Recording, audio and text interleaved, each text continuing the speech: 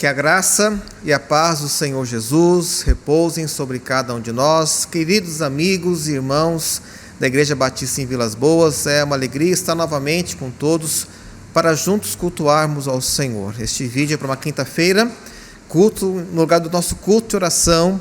E nosso objetivo hoje, então, é especialmente orar por nossos pedidos pessoais, aquilo que está no nosso coração, aquilo que temos enfrentado em nosso dia a dia.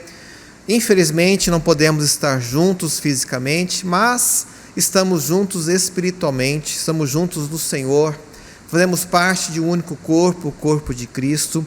Então, embora distantes, vamos orar pelas questões particulares, pessoais de cada um de nós. Comecemos então este culto com a palavra de oração.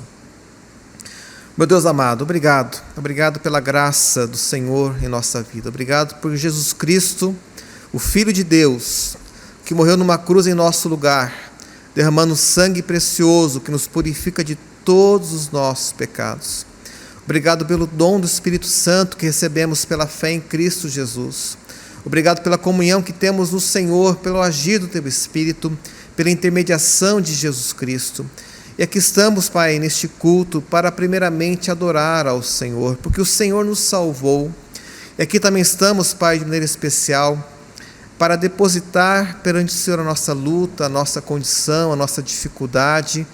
Pedimos ao Senhor o Teu sustento nessa hora de aflição que temos passado. Abençoa o Teu povo neste momento. É a nossa oração em nome de Jesus Cristo. Amém. Convido os irmãos a abrirem suas Bíblias no Salmo 46 da Palavra do Senhor.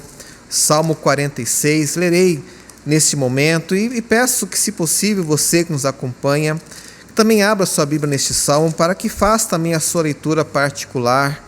Lerei aqui, estou lendo na versão da Revista e Atualizada. Então farei a leitura, diz assim a palavra do Senhor, Salmo 46. Esta é a palavra de Deus. Deus é o nosso refúgio e fortaleza, socorro bem presente nas tribulações. Portanto, não temeremos, ainda que a terra se transtorne e os montes se abalem no seio dos mares. Ainda que as águas tumultuem e espumejem, e na sua fúria os montes se estremeçam. Há um rio cujas correntes alegram a cidade de Deus, o santuário das moradas do Altíssimo. Deus está no meio dela, jamais será abalada. Deus a ajudará desde antemanhã. Bramam nações, reinos se abalam, ele faz ouvir a sua voz, a terra se dissolve. O Senhor dos exércitos está conosco, Deus de Jacó é o nosso refúgio. Vinde, contemplai as obras do Senhor, que assolações efetuou na terra. Ele põe termo à guerra até os confins do mundo, quebra o arco e despedaça a lança, queima os carros no fogo. Aquietai-vos e sabei que eu sou Deus. Sou exaltado entre as nações, sou exaltado na terra. O Senhor dos exércitos está conosco, o Deus de Jacó é o nosso refúgio. Quero destacar aqui, meus queridos, a parte final do texto. Aquietai-vos e sabei que eu sou Deus. Em tempos de aflição, de angústia, de tumulto que estamos vivendo, no nosso contexto, quero colocar isso, que Deus nos chama para nos aquietarmos à sua presença, que a nossa alma descanse no Senhor. Somos guardados por Deus. Quero declarar aqui, já no início deste culto, meus irmãos, que Deus é soberano, que Deus está no controle de tudo. Somos guardados e protegidos no Senhor. E se Deus permitir que passemos pela dificuldade, meus irmãos, a nossa alma, corpo, mente, tudo pertence ao Senhor. Descansemos no Senhor, que nos manda que nos aquietemos nele. Nós iremos agora cantar um cântico que não é conhecido da igreja. Na verdade, é uma musicalização do Salmo 46, de colegas, de parentes nossos, e quero apresentar também esse hino, esse cântico à igreja neste momento. Se possível, acompanhe também cantando, se assim conseguir, né? Mas vamos ouvir esse cântico, vamos adorar ao Senhor também com essa música. o Salmo 46. Que Deus nos abençoe.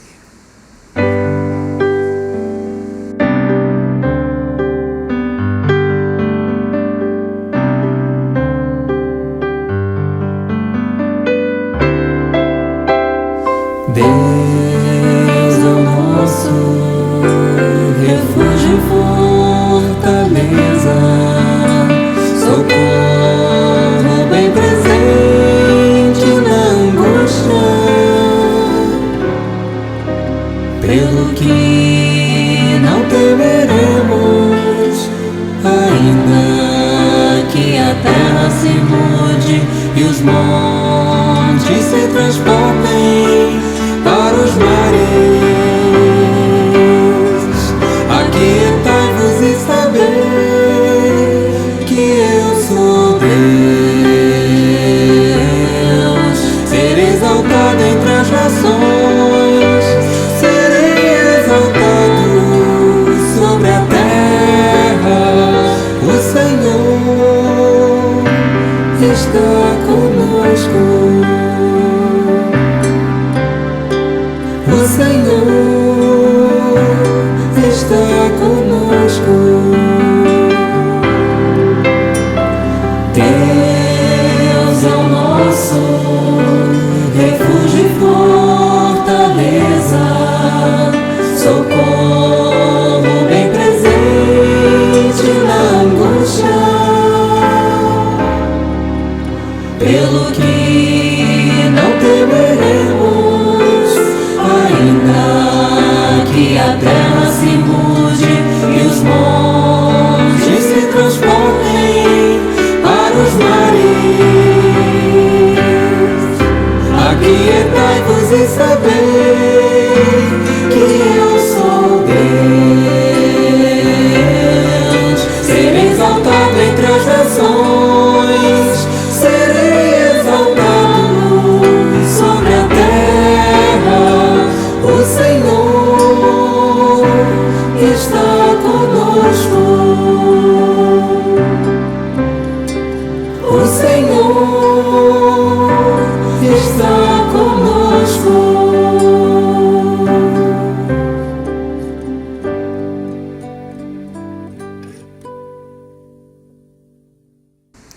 Queridos, faremos agora nossa oração intercessória. E como sempre temos feito, gostaria que os irmãos que nos acompanham também nesse momento orassem ao Senhor, colocassem no seu coração o seu pedido ao nosso Deus. Embora estejamos separados, estamos em culto e queremos interceder uns pelos outros. Então oremos ao nosso Deus. Pai amado, aqui estamos na Tua presença, como igreja perante o Senhor, Deus. E queremos interceder ao Senhor por cada vida que tem nos acompanhado neste momento. E que no seu coração deposita a sua dor, a sua luta, a sua lágrima perante o nosso Deus. Senhor, atenta para as nossas orações, ouve o clamor do teu povo, Deus. Apressa-te em nos ajudar. Declaramos nossa total dependência do Senhor. Declaramos que precisamos de Ti, que a nossa alma está apegada ao Senhor, que não temos a mais ninguém a quem recorrer neste mundo que não seja o Senhor. Nossa confiança repousa em Ti. Lemos Tua palavra que diz: aquieta-te. Queremos aquietar a nossa alma perante o Senhor. Deus, não sabemos o que será do futuro, aquilo que o Senhor colocou, se dias bons ou maus virão pela frente. Mas pedimos que o Senhor nos fortaleça em Cristo. Fortalece a fé do Teu povo nesses dias. Não deixe que o Seu povo se disperse nessa situação, mas que fiquemos juntos, possamos ler a palavra de Deus, orar uns pelos outros. Senhor, sustenta a Tua igreja, sustenta a Igreja Batista em Vilas Boas. Colocamos essa congregação perante Teu altar de graça. Intercedemos ao Senhor pelos enfermos. Há tantas pessoas que lembramos agora que têm passado pela enfermidade, sejam coisas graves ou não tão graves. O Senhor sabe a situação de cada um. E pedimos então ao Senhor a Tua intervenção, a Tua bênção, que a Tua mão de poder repouse sobre cada um de nós. Mas especialmente pedimos pela segurança que vem do alto, pelo conforto que vem do alto, que o Senhor nos sustente a fé de cada um. Abençoa o Teu povo. É a nossa oração em nome de Jesus Cristo. Amém. Queridos, vamos ainda ouvir mais uma música neste momento, uma música baseada no Salmo 67, que diz que o Senhor seja gracioso sobre nós. Da mesma forma, peço que os irmãos acompanhem também em adoração ao nosso Deus. Que Deus os abençoe.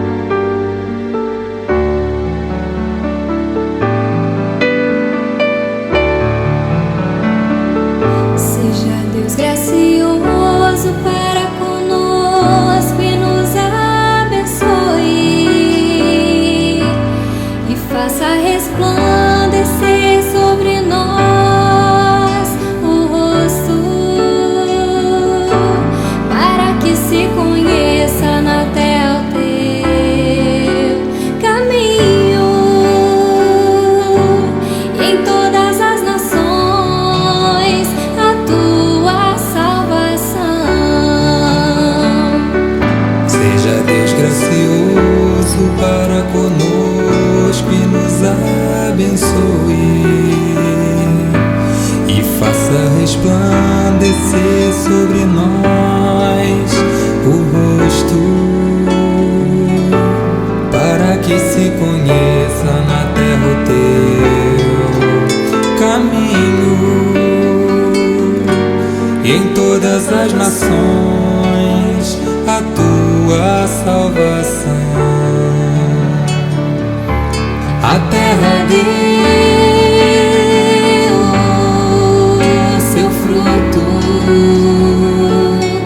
e Deus, o nosso Deus, nos abençoa.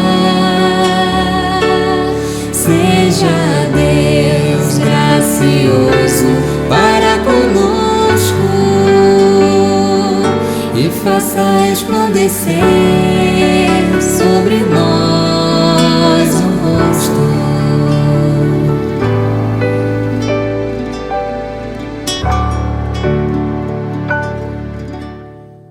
Queridos irmãos, então vamos para a palavra do Senhor neste momento e vamos primeiramente ler o texto bíblico.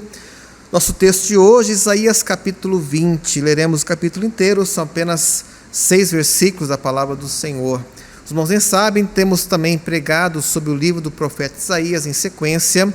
E hoje falarei sobre o capítulo 20, mas também nos capítulos 18 e 19. Há uma sequência aqui nesses 3 capítulos que falam sobre a mesma situação. Durante a mensagem irei explicar mais sobre isso. Então acompanhe, por favor, Isaías capítulo 20 e peço que durante a mensagem, se possível, mantenha sua Bíblia aberta nesse trecho da palavra do Senhor. Farei leitura, esta é a palavra de Deus, Isaías capítulo 20. No ano em que Tartã, enviado por Sargão, rei da Assíria, veio a Asdod e a guerreou e a tomou, nesse mesmo tempo falou o Senhor por intermédio de Isaías, filho de Amós, dizendo: Vai, solta de teus lombos o pano grosseiro de profeta e tira dos pés o calçado. Assim ele o fez, indo despido e descalço.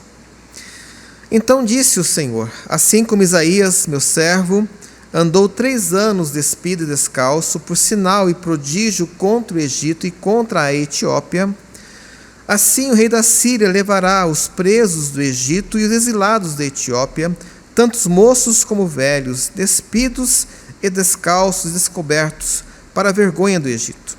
Então se assombrarão os israelitas e se envergonharão por causa dos etíopes, sua esperança, e dos egípcios, sua glória. Os moradores desta região dirão naquele dia: Vede, foi isso que aconteceu àqueles em quem esperávamos, e a quem fugimos por socorro, para livrar-nos do rei da Assíria. Como, pois, escaparemos nós? Esta é a palavra do Senhor. Vamos, antes de nós continuarmos a nossa palavra, repetir aquele nosso verso de sempre, Salmo 119, versículo 18, diz assim a palavra do Senhor: Desvenda os meus olhos, para que eu contemple as maravilhas da tua lei. Muito bem, estamos caminhando no livro do profeta Isaías, capítulos 18, 19 e 20 trazem a profecia, a palavra do Senhor, contra dois reinos, o reino da Etiópia e o reino do Egito. Os irmãos que têm acompanhado as mensagens conhecem o texto bíblico. Estamos em um momento do livro do profeta Isaías, em que ele traz palavras do Senhor de juízo contra várias nações.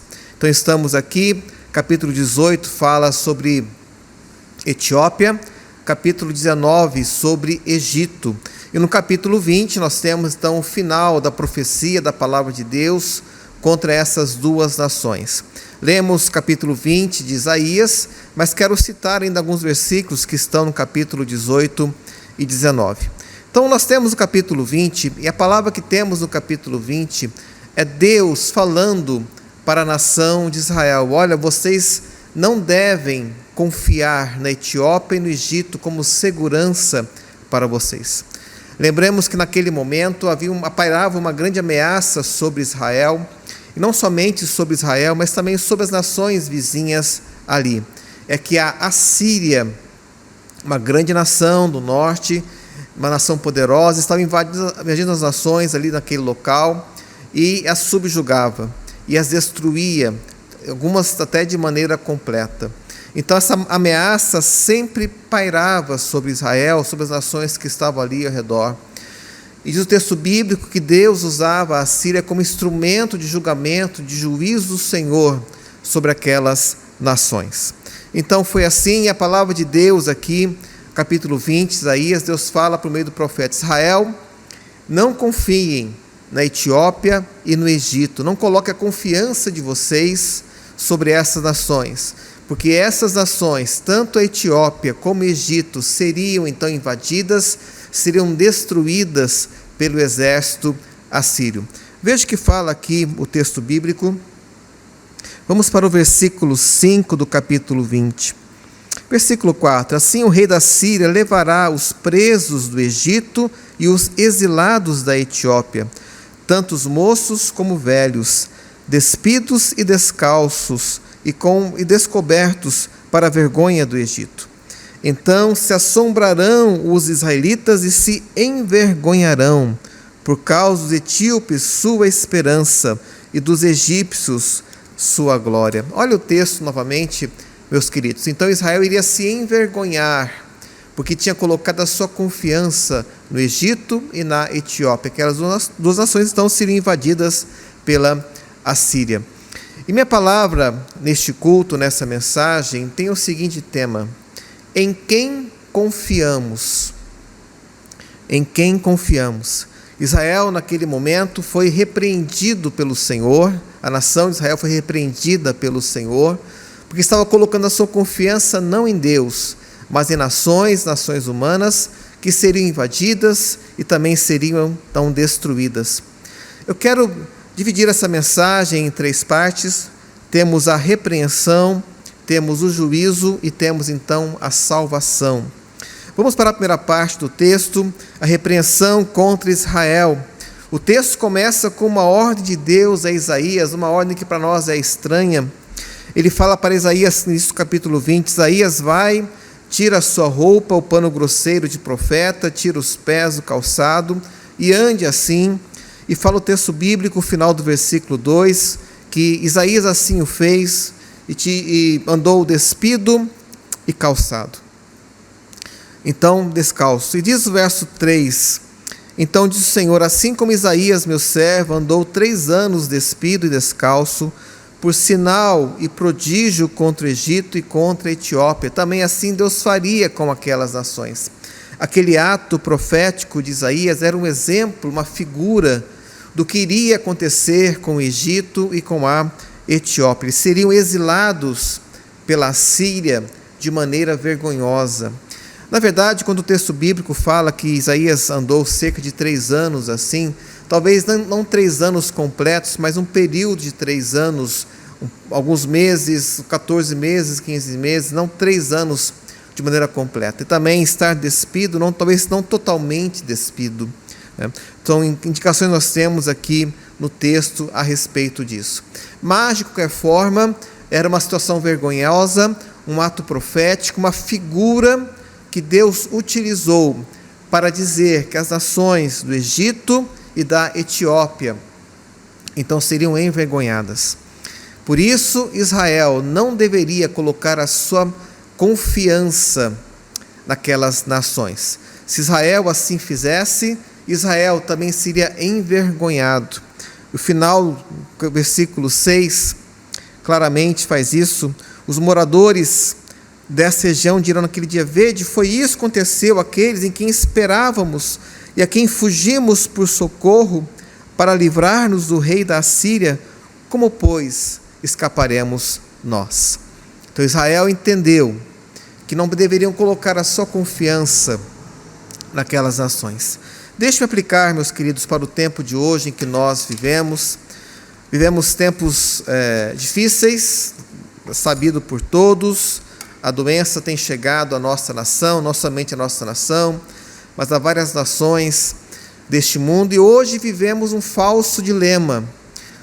O falso dilema que vivemos hoje é: confiamos no Senhor ou confiamos na ciência? Como se fossem coisas opostas. Aqueles que querem desafiar a ciência dizendo que colocam a fé no Senhor. Mas essa não é uma boa solução. Precisamos entender isso. Essa semana saiu a notícia de um pastor nos Estados Unidos que faleceu do Covid, e antes do seu falecimento ele estava ali, de certa forma, desafiando aquela situação, achando que nada iria acontecer, e além disso tinha ido pregar em um certo local onde havia já aquela doença disseminada. Qual a nossa posição em relação a isso? Qual a nossa reação face a essas questões? Primeiramente, temos que dizer que não há contradição entre fé e razão, ou entre fé e ciência. Teólogos do passado já trataram disso. Por exemplo, Tomás de Aquino, há quase 700 anos, já tratava dessa questão. E algo que ele colocava é que tanto a fé como a razão vem de Deus. A fé, pela palavra de Deus, é um dom de Deus para nós. Nós recebemos pela atuação do Espírito Santo isso em nosso coração. E a razão também é algo que Deus nos dá. Se ambas vêm de Deus, a razão e a fé, então elas não podem estar em contradição. Se acontece com uma situação em que a razão contradiz a fé, então há duas soluções. Ou nós não estamos lendo o texto bíblico de maneira correta, ou então a ciência, a razão, não encontrou ainda a melhor solução para aquela questão. O que faremos no tempo em que nós estamos? Nós temos que fazer aquilo que é humanamente possível fazer. Temos que fazer isso. É nossa responsabilidade. Mas a nossa confiança repousa tão somente no Senhor. Diz Salmo 20, uns confiam em carros, outros em cavalos, mas nós faremos menção do nome do nosso Deus. Então a nossa confiança neste momento deve repousar tão somente no Senhor que nos salvou, no Deus que nos preserva a vida, no Deus em cujas mãos está todo o universo. Meus irmãos, só vai acontecer conosco aquilo que Deus assim quiser ou permitir. Essa é a nossa fé. Isso não significa que vamos desafiar, que vamos ir contra aquilo que é humanamente necessário fazer. Temos que fazer aquilo que podemos fazer, mas nossa confiança repousa no Senhor. Um exemplo disso é a parábola do bom samaritano. Os irmãos conhecem bem aquele texto. Aquele homem andava pelo caminho e via alguém caído, machucado, que havia sido roubado, espancado.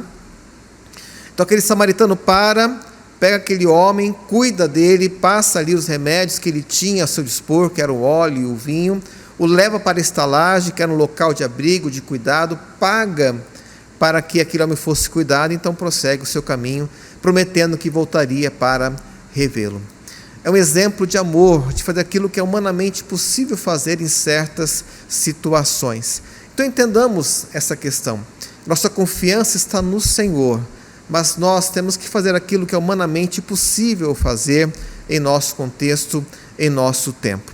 Confiemos então no Senhor, acalmemos o nosso coração perante o Senhor, não há motivo para pânico, porque cremos em um Deus que sabe o que está fazendo, que de fato tem cuidado de nós. Vamos para a segunda parte do texto, e quero falar aqui sobre o juízo então que Deus prometeu que cairia sobre a Etiópia e sobre o Egito. Capítulo 18, nós temos então o juízo de Deus sobre a Etiópia. E uma palavra que determina ali a destruição, aquele reino passaria por uma destruição, perderia suas propriedades, sua lavoura, mas depois se voltaria para o Senhor. Capítulo 19, Isaías fala sobre a destruição que viria sobre o Egito. E o que o texto é mais longo, é mais detalhado, deixe-me citar algumas coisas, temos o capítulo 19, que mostram como seria então a destruição sobre o Egito. Fala verso 1, que haveria temor. Os ídolos do Egito estremecerão diante dele. O coração dos egípcios se derreterá dentro deles. Diz o verso 2 que haveria desavença, porque farei com que os egípcios se levantem contra egípcios e cada um pelejará contra o seu irmão. O verso 3 fala que Deus faria com que o poder dos feiticeiros fosse uma desilusão. Aquela nação confiava nos seus mágicos, nos seus feiticeiros, nos seus deuses. E lembremos-nos, meus irmãos, daquele momento lá em Êxodo, quando Moisés está falando para Faraó e vem lá os magos e fazem reproduções de alguns milagres que Moisés havia feito. Aquilo era feitiçaria, aquilo era truque, aquilo era algo que não vinha de Deus. E que o texto fala que Deus iria anular o conselho, o poder, então, daqueles ídolos e encantadores. Haveria uma desilusão em relação a isso. Haveria um rei feroz que seria colocado sobre eles, diz o versículo 4. Diz o versículo 5 a 8, que o grande rio Nilo, aquilo que era motivo de orgulho para o Egito, seria humilhado. O texto fala que iria exalar mau cheiro, a água iria diminuir, iria se esgotar. Então aquilo que era orgulho para o Egito passaria por uma humilhação. Diz ainda versículos 9 e 10 que haveria crise ali no meio do povo. E finalmente fala dos versículos 11 a versículo 15 que o povo sofreria falta de sabedoria na situação que estavam ali passando. E versos 16 e 17 fala sobre o medo que eles iriam sentir.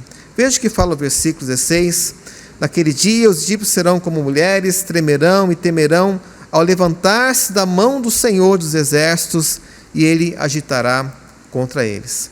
Então esse era o juízo que cairia sobre o Egito. Teriam medo, teriam temor, desavença, desilusão, passariam pela crise, situações difíceis, porque Deus pesaria a mão contra aquela nação, por suas feitiçarias, pelo seu orgulho, e não somente contra o Egito, mas também contra a Etiópia, um povo altivo, também orgulhoso, que tinha seus rios, que tinha lá seu exército, mas também passaria pela destruição, porque Deus iria permitir que isso acontecesse com aqueles povos. Aquele povo passaria pela angústia. Tudo que era motivo de orgulho para Etiópia e Egito virou humilhação. Foram abatidos, humilhados e destruídos pela mão do Senhor. O resultado foi angústia. Angústia. É isso que temos passado em nossa vida, meus irmãos, e não somente pelo tempo em que nós estamos. Nós temos que entender que a nossa vida é caracterizada pela angústia. É um texto que gosto muito de falar nos cultos, os irmãos sabem disso, Salmo 23, quando fala que ainda que eu andasse pelo vale da sombra da morte, não temeria mal algum, porque tu estás comigo. Conhecemos bem esse texto. E o vale da sombra da morte não são apenas os dias maus que nós passamos, tenho entendido dessa forma, não é apenas o dia do luto, o dia da doença, o dia da crise financeira. O vale da sombra da morte, meus irmãos, representa a nossa vida, a nossa existência em nosso tempo. A nossa vida é um vale da sombra da morte. E apenas quem pode nos resgatar é o nosso Deus, o Deus que desceu do seu santo céu, desceu até o nosso vale, o Deus Emanuel, o Deus conosco, que vem estar conosco nas tribulações que nós passamos. A angústia da vida é motivada pelo orgulho de buscar seus próprios caminhos e desprezar o caminho do Senhor. O caminho do mundo leva à feitiçaria, à prostituição, à corrupção, à violência e a outras situações. E é tão somente Deus vindo ao nosso recurso vindo atrás de nós, ao nosso socorro, que pode realmente nos salvar. Aquelas nações passariam pela destruição levaria à angústia, é um símbolo que passamos também hoje, a angústia da nossa vida, da nossa existência, e a nossa solução é tão somente em Deus. A terceira parte da minha mensagem fala sobre a graça de Deus que seria derramada sobre aquela nação, aquelas duas nações, e algo maravilhoso que Deus coloca aqui. E nós temos isso no final do capítulo 19, quando Deus fala que a Etiópia, que os egípcios, até mesmo a Síria, aquelas nações seriam alcançadas pela graça do Senhor. Quero ler com os irmãos esse texto. Estamos em Isaías capítulo 19, e a expressão que naquele dia que é colocado aqui no texto. Ele lê a partir do verso 19. Naquele dia o Senhor terá um altar no meio da terra do Egito, uma coluna se erigirá ao Senhor na sua fronteira. Servirá de sinal e testemunho ao Senhor dos exércitos na terra do Egito. Ao Senhor clamarão por causa dos opressores, e eles enviará um Salvador que os há de livrar. Meus irmãos, que coisa maravilhosa! Deus iria enviar um Salvador, porque aquele povo na sua angústia iria clamar ao Senhor. Para nós, meus irmãos, é ao mesmo tempo. Nós, quando clamamos ao Senhor, alcançamos graça e misericórdia da parte de Deus. Todo aquele que invocar o nome do Senhor será salvo. Mas o mundo não quer saber de Deus. O mundo não invoca. O mundo, quando passa pelas aflições como passamos hoje, entendo eu ser um juiz apenas temporário e passageiro, ainda assim não se volta ao Senhor. Às vezes faz algo místico, algo legalista, mas quantos são aqueles que de fato estão buscando ao Senhor no tempo que estamos passando? A graça de Deus sobre as nações, nós temos aqui então uma graça que é uma graça surpreendente. O final do capítulo 19 nos traz isso, uma surpreendente revelação sobre Etiópia e Egito. Seriam alcançados pela graça de Deus. Meus queridos, a graça é sempre, em todo e qualquer lugar, surpreendente. Como poderíamos imaginar que Etiópia e Egito, nações que cometiam abominações contra Deus, seriam alcançados pela graça de Deus?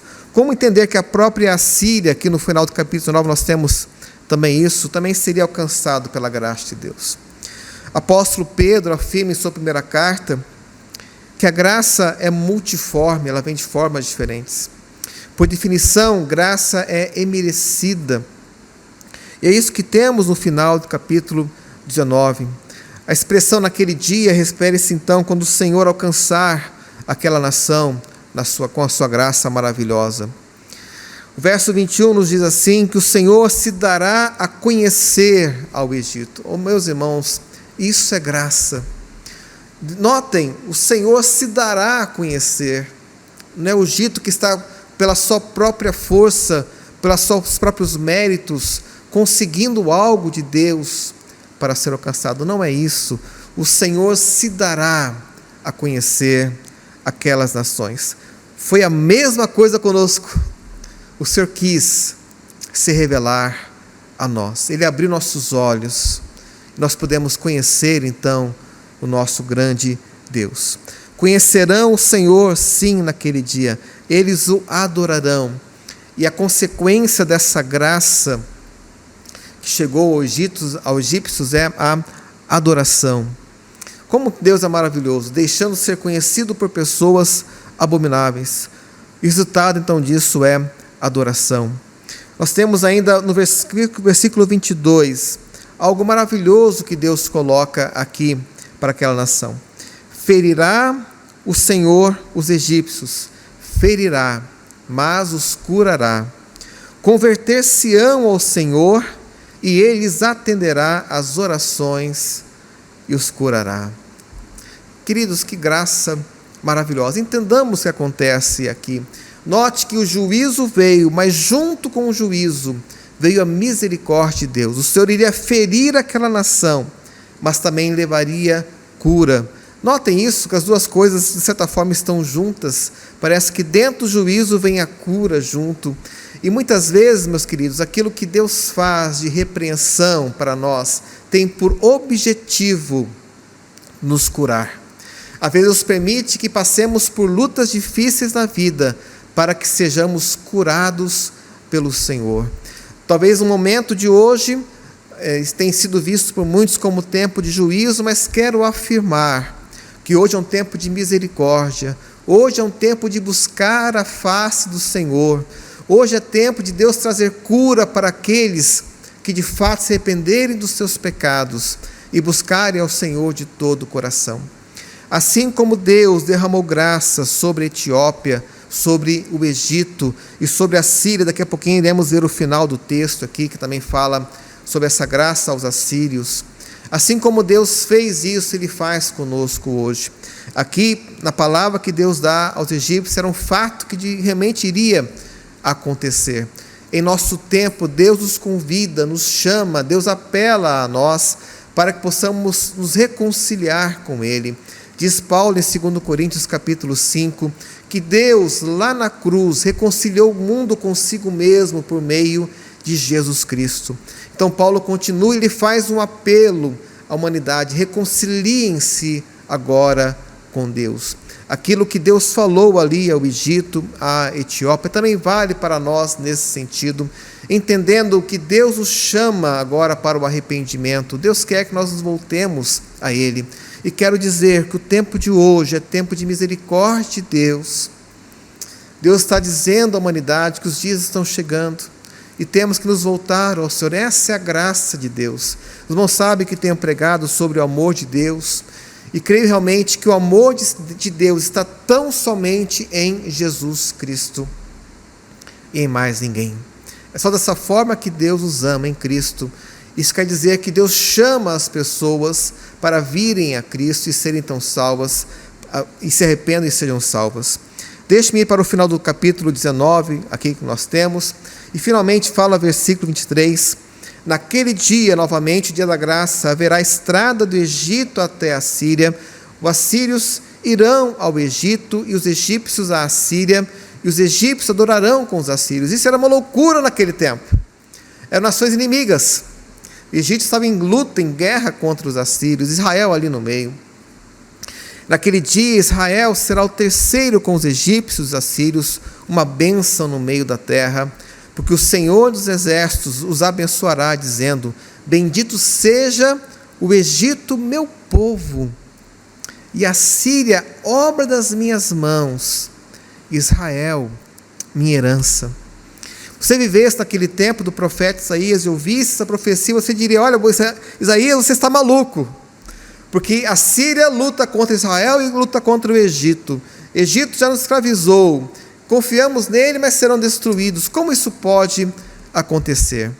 Meus irmãos, essa profecia tem sido entendida de duas maneiras. Alguns que creem de maneira literal, que aconteceria então em um milênio, que Jesus faria aqui na terra, mas não quero entrar nesse assunto neste momento. Quero colocar aqui, é que é um sentido espiritual a ser colocado. E o sentido espiritual, meus irmãos, é que em Cristo Jesus, aqueles que são inimigos, aqueles que estão distantes, são juntados em um único corpo, quando se arrependem e creem em Jesus Cristo como o único Senhor e Salvador.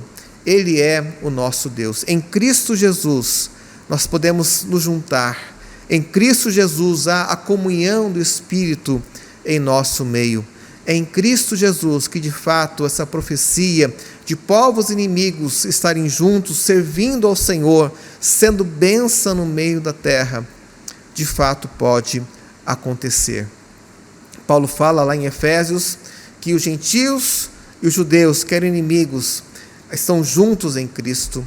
Aquela barreira da separação foi quebrada e mais nada resta. Somos todos um só corpo em Cristo Jesus.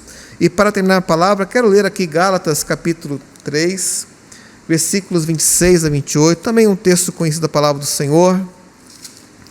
Se puder abrir, agradeço também. Gálatas capítulo 3, lerei o texto, e aqui fala da universalidade da graça que alcançou gentios, judeus e toda a humanidade. Veja que fala o texto, Gálatas 3, versos 26 a 28.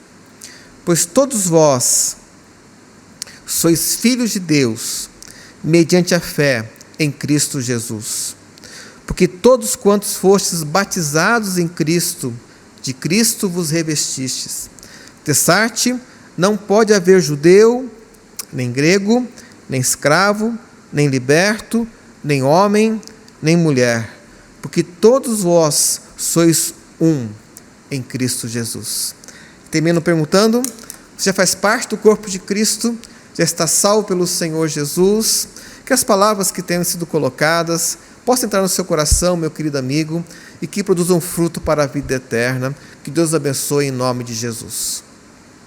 Então iremos agora orar ao Senhor, encerrando esse momento de culto, pedindo as bênçãos de Deus que alcancem a cada um de nós em nome de Jesus. Oremos ao Senhor. Pai amado, obrigado pela graça bendita que temos do Senhor. Obrigado porque o Senhor nos fez um corpo em Cristo Jesus. Obrigado, meu Pai amado, porque Jesus morreu na cruz pelos nossos pecados. E aquele sangue derramado nos purifica completamente. Obrigado, temos a plena certeza da salvação em Cristo. Abençoa o teu povo nesse momento de dor e de luta. E que o amor de Deus Pai, a graça de Jesus e a comunhão do Espírito Santo repouse sobre cada um de nós. Amém. Deus abençoe em nome do Senhor Jesus.